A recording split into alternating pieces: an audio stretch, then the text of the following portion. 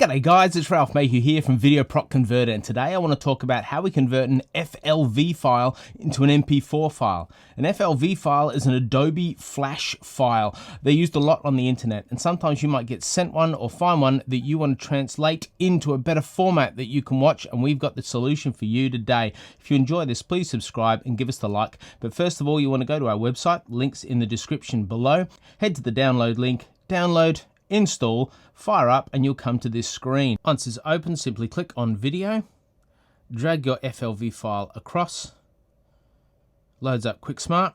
Then you want to go to target format. At target format, you go general profiles, select MP4, high quality, head down to done, and you're all good to go. If you press run, and in next to no time at all, you have your MP4 file that you can share with your friends, you can enjoy for yourself, you can do whatever you want with it. Here's the quality that comes out of it, as you can see.